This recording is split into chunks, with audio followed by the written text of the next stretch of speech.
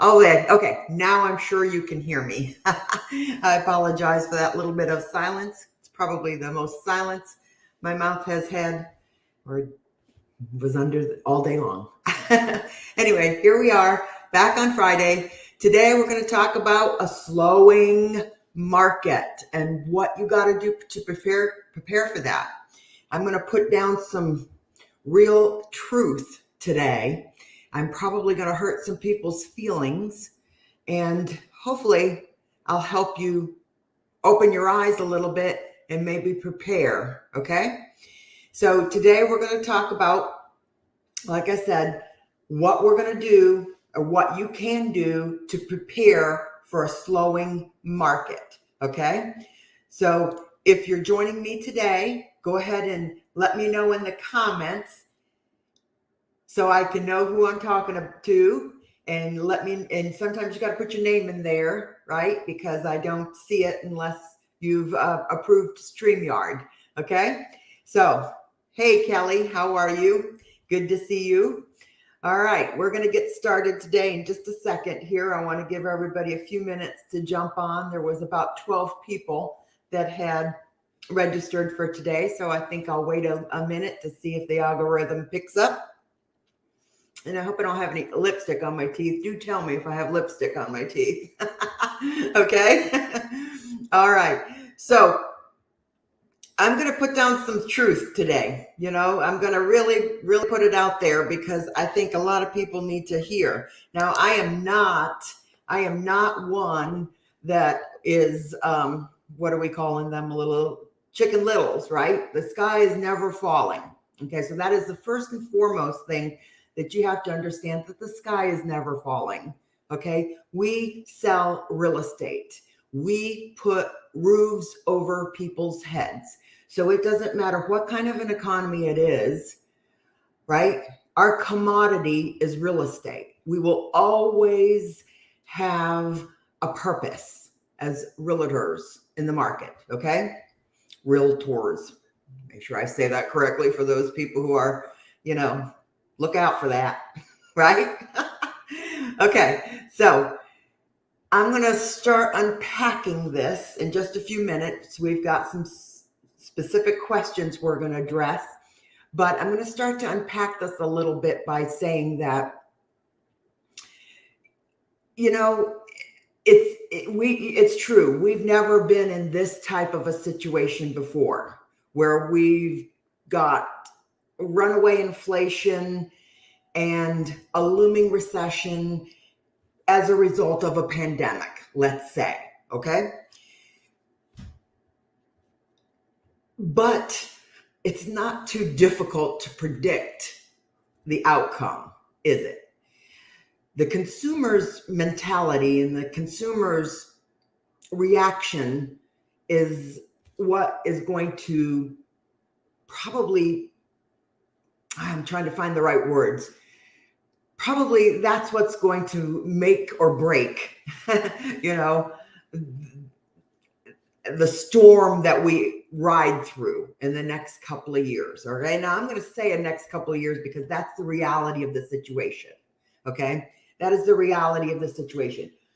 Even though they won't call us in a recession, if the consumer is hurting financially and not pulling the trigger on large purchases, that is felt across the board.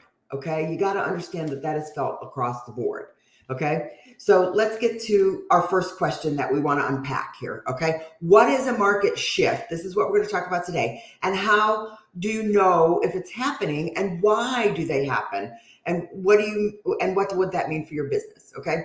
So let's start with the market shift. Of course, that's self-explanatory, isn't it? We have just been in a high market, a high seller's market for the last several years. Okay.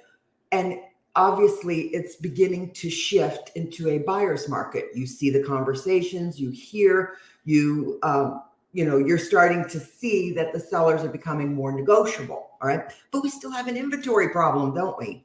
We still have an inventory problem. That means we still have high demand. Okay. So sellers, this is what happens in a shift, right? And I'll tell you why it's happening and how do you know it's happening, right? And I'm going to share a screen with you in just a minute and share an article I hope you saw from NAR yesterday.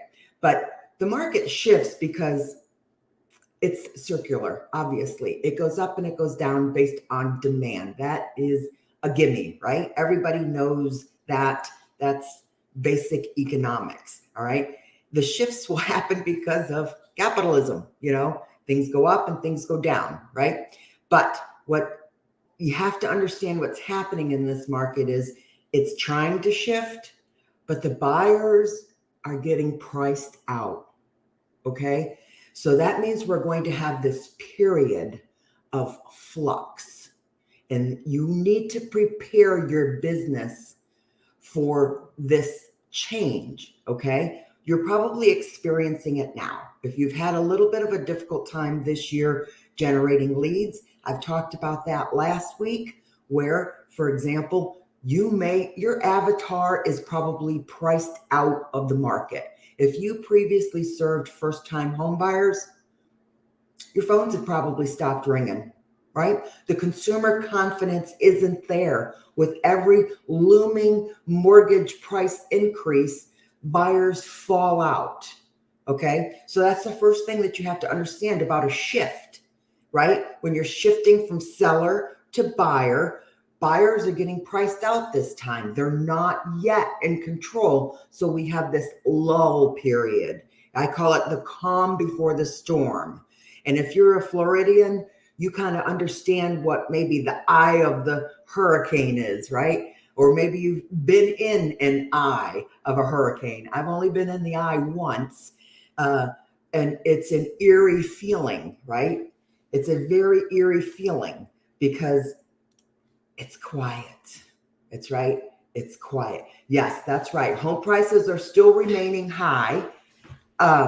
Absolutely. Because we're in that shift where sellers are still in denial. They're still in control, but there's very little of them out there, isn't there? Okay. Very little of them out there. So let me share screen with you real quick. I want to make sure that you saw this post from NAR. Okay. This one right here. Mortgage rates resume their upward trek as inflation continues to run at 40-year highs, right? Down here, right here is what's important. Meanwhile, data shows the typical family can barely afford to buy the median priced home. In the previous year, families were earning 50% more than qualifying income. In contrast, families currently earn about 3% above the qualifying income. This translates to $2,200 more than the qualifying income. Nonetheless, if buyers decide to use a down payment lower than 20%, they cannot afford to buy the typical home. Their income is now about 9% lower than the qualifying income. Okay, so quietly, they're going to put this kind of stuff out there, right? You got to pay attention to what's happening here.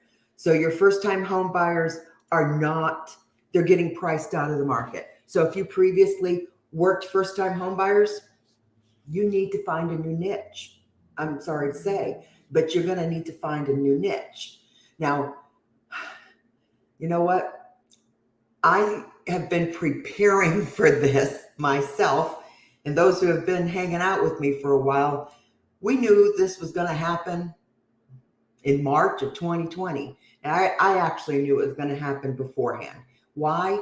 Because it's circular, okay? You simply have to be prepared for these things. And I'm going to tell you also, if you're looking at projects right now and you're trying to find a new niche and you're trying to get things up and running, you have to understand that finding a new niche or paving a new way in this business takes time, money, and energy. And you need to be able to foresee the next 2 to 3 years and how you're going to weather this storm and how you can possibly shift this business for yourself. Okay. Now there's 3 conversations that can happen here. There's going to be a conversation specifically for agents. There's a conversation specifically for boutique brokerages that are under 5 members, right? Or even small brokerages under, say, 25. All right. They're going to have 3 different experiences. Okay. Now, how do you know if it's happening, right? And why do they happen? We discussed that. And what do they mean for your business? What it means for your business is that you need to pivot. Okay. You need to pivot. If you will take an ear and you listen to what's happening in a lot of these Facebook groups, let's be honest, what do they bitch about the most? They'll typically bitch about discount brokerages or pressure on real estate commissions, right? These are things that occur naturally in the market. When the consumer gets squeezed, they're going to squeeze your commission, okay? So as a real estate agent, the first conversation I want to have with you is, how do you prepare your business? You prepare yourself by giving yourself a promotion. Okay. If you're still sitting here and you're 2 years in the market, you need to get your broker license. You need to do it quickly. Okay. Because that is going to be the best way that you're going to weather the storm, is to get out from underneath sharing your income with someone else. Okay. Hard truth. Okay. You need to get serious about giving yourself a promotion. Okay. And get your broker license. That's my word of advice. Okay. If you're a small boutique brokerage, you are poised to be lean and mean. Okay. You are in a prime position because you operate independently with you and your team, right? You can pivot your business on a dime. You can multiply your business. We'll talk about some multiple streams of income here in just a minute, right? So you're in a prime position if you're a boutique brokerage, okay? You have the most flexibility. Small brokerages, 25 and under, that's where I grew. Okay, I grew to have 25 agents at one point. It took 100 agents to come through my door to get 25 to stick for a little while. Okay, before my goals changed, right? But let's talk about 25 and under. You're in a position to grow. Okay, you are in a position to grow with the next niche, okay? Whether we're talking about REOs, short sales, what's going to happen in the future, it'll happen. Trust me, it'll happen. Distressed, they'll have to sell, and they should have some equity, hopefully, if they sell sooner rather than later, right? So these are some things that you want to poise yourself for if you're 25 and under in agents, because you need to be able to grow, because you're going to have to feed these agents. Okay. All right. So there's 3 different conversations that you have to watch and think about depending on where we are or you are. Okay. Next up, there are multiple ways to make money in real estate. Okay. So what are some different avenues to explore? All right. Again, as a real estate agent, you're kind of limited. You're kind of really limited, aren't you? You can't build on rented land. Okay. So you're pretty much limited to either listing property or working with buyers, typically, maybe building a team, leveraging your time a little bit there. You know, we all know the options, right? As an agent. Okay. But when you get your broker license, okay, you've got multiple ways that you can expand. Let's talk about one little thing. For example, Kelly is in here. Kelly's in this group. Kelly manages 2 brokerages, okay? She manages a full service brokerage and she manages a discount brokerage, right? If you're an independent agent or independent broker, for example, and you want to protect your full service brand, there's nothing stopping you from creating a second brokerage under a different brand. You could literally create your own competition. Okay? So if they don't want to go full service, you can refer them to your other brokerage, right? These are different things you can do to think outside the box. Okay?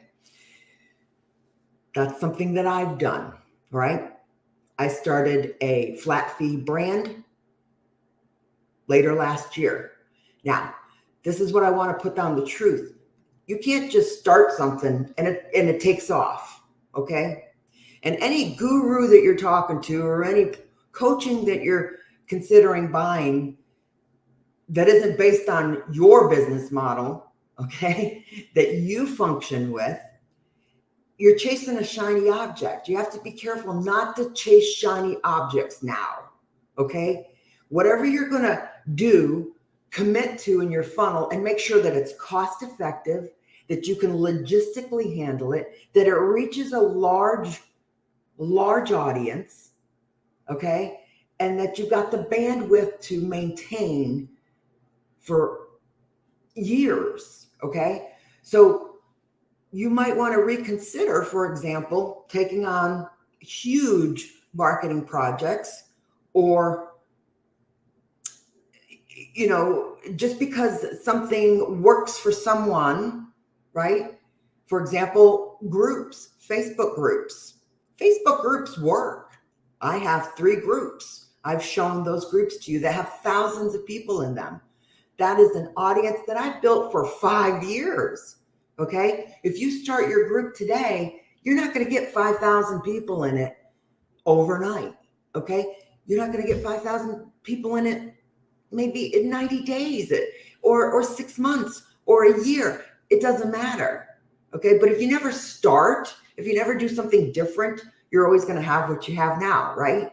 So if you never get your broker license, you're never going to have anything different than what you have now, okay? So if you don't start some of these projects, but make sure that they're cost effective, because you don't want to be strapped with a huge project that you can't logistically maintain, right? Because you're not going to get the juice out of it that the guru who's selling it to you gets, okay? I don't care what it is. Those are some of the biggest mistakes I've ever made, For example, if you're 25 and under, we're thinking, we gotta have an ICA. We gotta have somebody who's going to make these calls, because, my agents start with my database. I have a database of 3,000 prospects. My agents start with my database, and they'll pound the phones, because that's what we teach them to do, is pound the phones.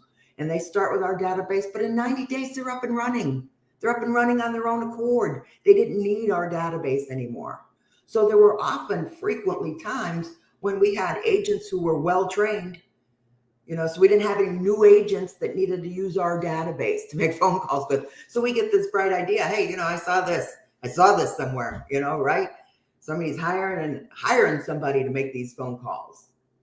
Great. We hired an ICA, a virtual assistant, sit down and make these phone calls. You know what? That does not go over well in Deltona, Florida.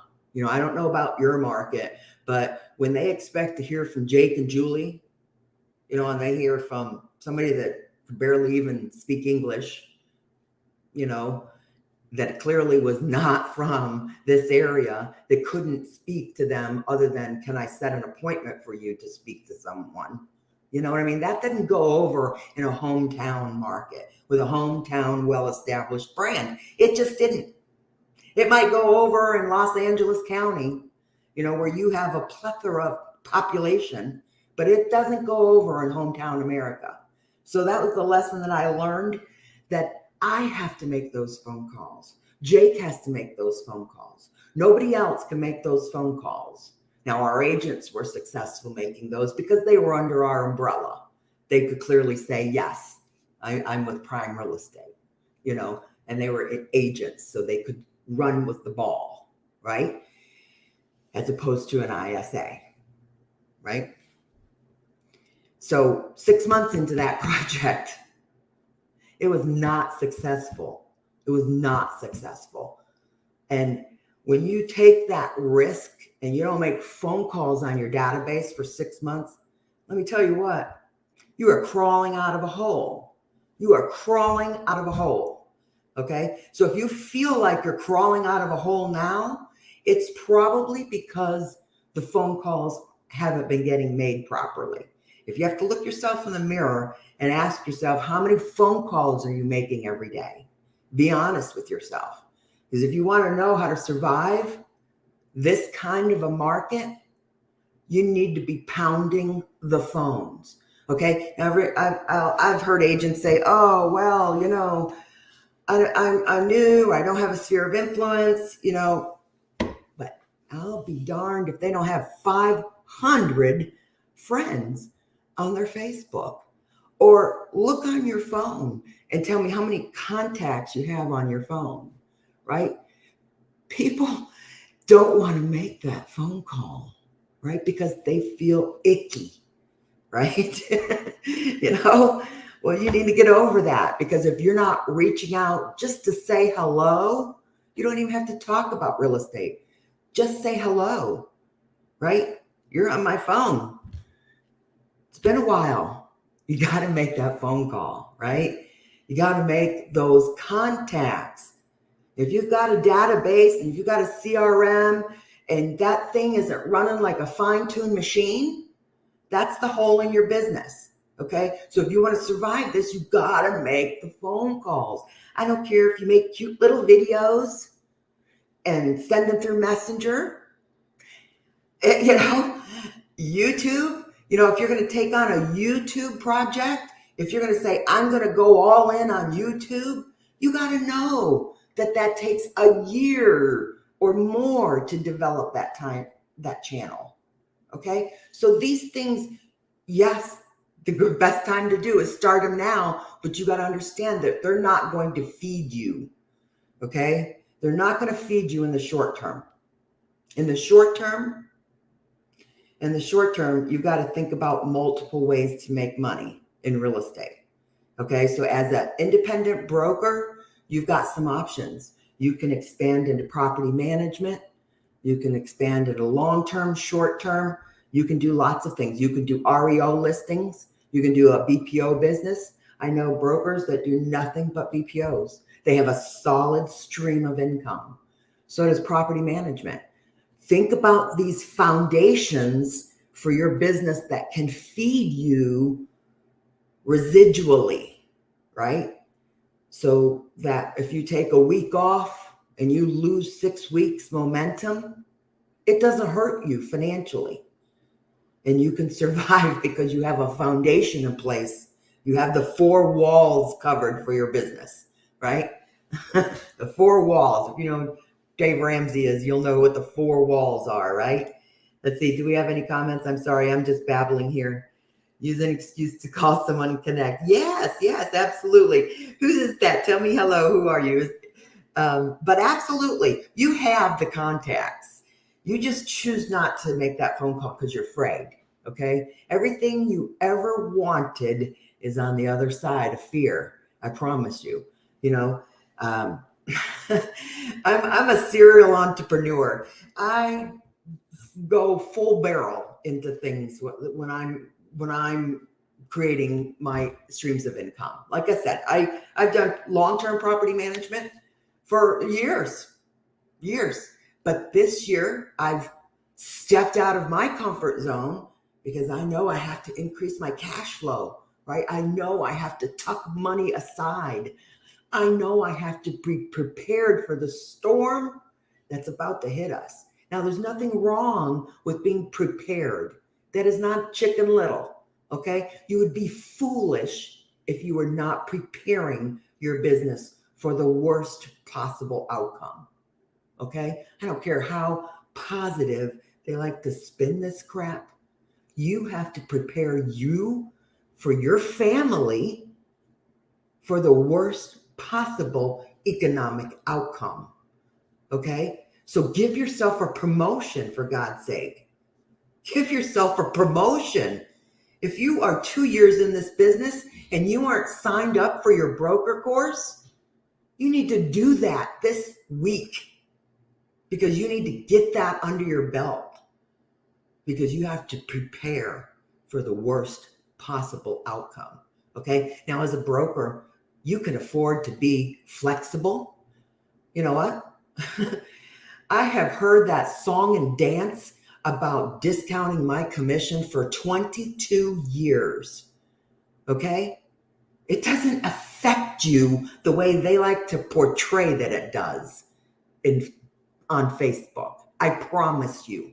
Okay. So if you have to discount something to be competitive, it's easy to do, because usually they're not authorized to take anything less than 6%. Now, I'm not knocking anybody's business. I'm really not.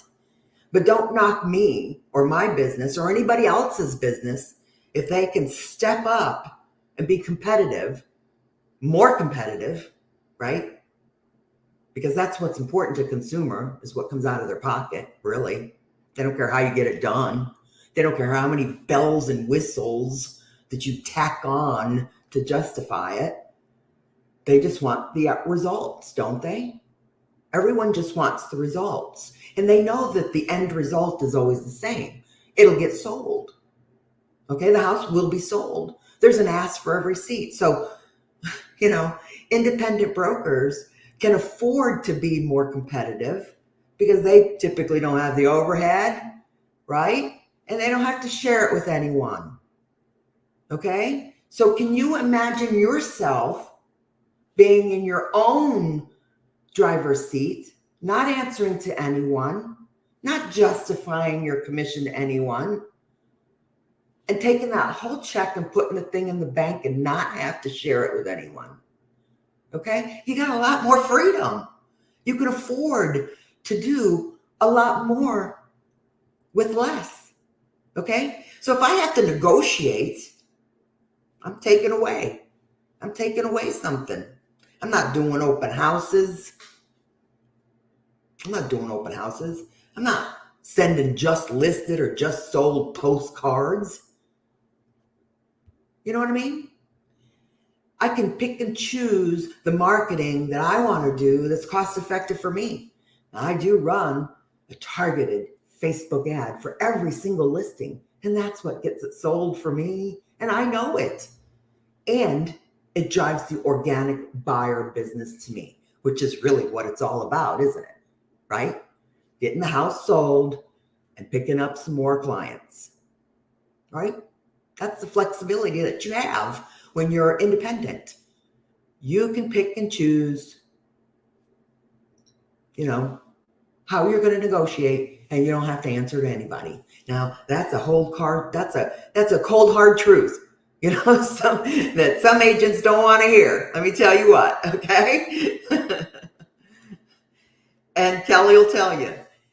Kelly, like I said, manages both brokerages. They did 20 listings. 20 listings in the month of June. That's the kind of volume that they put together, because that's where the consumer's mind is. That's where the consumer is. That's where the low-hanging fruit is. If you got deep pockets and you're doing luxury, you can afford to close 1 or 2 transactions a year. You're on a whole different level than the rest of us. I'm not talking to you. I'm talking to the middle of the country. The middle of the country, aren't I? Right? Hometown America. If you're a hometown broker, that's who I'm talking to. All right? Now, how can you create multiple streams of income, right, before it dries up? So, like, for example, I told you I started doing some short term, right? So this year I branched out and I started doing some Airbnb, right? I love it. The cash flow is substantially better. And let me tell you what, I got a surprise. Next Friday, I have another agent that also does Airbnb. I've shared her Mountain Mama cabin in the group a week ago. So I'll be happy to welcome her. And she's going to talk to us also about her Airbnb and how she got started. Okay. So that'll be fun. So join us next Friday. If you are interested in creating some different streams of income that can allow you to weather the storm, right? So, like, this is the way I think. For example, when I started the Airbnb earlier this year, the biggest problem that I had was keeping a housekeeper, okay, that was going to be on call enough to turn the unit over for me.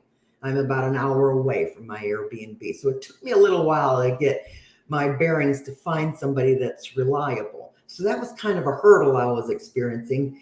And, trust me, the thought crossed my mind, I'm just going to start a goddamn home cleaning company and I'll employ the housekeepers. And, that's where my mind goes, right? So if you have an obstacle like that, when you are an independent broker and you are starting a stream of income like something like this, property management, for example, Brent is one of my students. I've talked to him about him before. He's been with me since about 6 months after he got his sales license 4 years ago or so, all the way to becoming a broker, creating a property management business, building up to almost 100 doors, right? He's riding easy now. He's got a great business now, okay? So one of the things that he did because of his property management business, he started a property preservation company. So he can handle the maintenance under a different corporation and have a stream of income. So think about, okay, what's my obstacle here? What do I need to do? How do I diversify this? And how do I solve my own problem, right? So in terms of your real estate business, again, if you're an agent, you need to get your broker license. If you're an independent broker, you need to expand into a few of these streams of income that is going to provide a residual income for your base, okay? So that you've got money to pay the bills with. Because a lot of times, independent brokerages under 5, it can feel like you're all alone out in the world, all right? But you're really not, okay? And then if you're under 25, again, you're poised for growth, okay? You're poised for growth. You need to feed 25 agents. You probably need to be branching into REOs, BPOs, something that's going to feed your listings. You've got to accumulate listings in a large way. Who's selling? Who is selling? Probate is selling, right? Probate has to sell. Senior living has to sell. People who are retiring are typically selling, right? People who maybe have a rental property that has a lot of equity that can pay off their primary residence, they might be selling, okay? But it's not your typical step-up buyer probably is holding down. They're not going to make that decision to buy that bigger house if they've got a bigger interest rate. Okay, so that avatar is off to the side today. You know what I mean? Think about your marketing messages and what's going out the door. Okay? I'm just babbling now. I'm going to let you go. Any comments? I'll come back to comments. Let me know if you got any comments. This stuff takes time. And that's the biggest thing I want to say to you. If you're going to start anything today, it's probably not going to be profitable, but it'll be the seed that you have to plant. Whether you have never created a proper Facebook targeted ad funnel or group funnel or property management funnel or REO funnel, any of these, anything, you need to get them started now because they take a while, right? You would think, right? I can promise you this. I'll tell you this. I created a separate brand for flat fee, Central Florida flat fee. As a broker, I can have multiple broker licenses, right? So I created a separate brand from my full service brand. And you would think that You would think that that would just be, hot off the press, but I can tell you it's not. Okay. I can tell you it's not. You can't sling a dead cat in Florida without hitting 15 flat fee brokerages in Florida. You know what I mean? That might not be the case in your state, as Kelly's in Maryland, and she's pretty exclusive with what she does and offers. Okay. But that allows me to go that direction, allows me to go full service. And I can tell you the full service definitely wins most of the time, but I create my own competition. I created my own competition. So if I can't get the full service, I can offer this under a different brand, and that'll be that. I'm going to tell you right now, don't you leave a dime on the table. I don't care what it is. I don't care what somebody tells you, but don't you leave a dime on the table from this point forward, because you're going to need it. All right. You're going to need it in this economy. Okay. If you think you can't do it for less, you'll probably be doing it for nothing someday. I don't know what to tell you. You need to be more flexible. All right. I know that's not what anybody wants to hear. But that's the truth of the matter. Okay. That is the truth of the matter. All right. So what else can I help you with? Anything else? All right. All right. I'm going to let you go. Hope you have a great weekend, and be here next Friday when we're going to dive deep a little bit into operating a short-term rental. You hear Airbnb or VRBO. Those are just platforms, okay? Understand that those are just platforms that you can market your short-term rental on, all right? But you can absolutely do that with your own website, okay? All right, so let's look at that next week. I'll talk to you later. Bye-bye.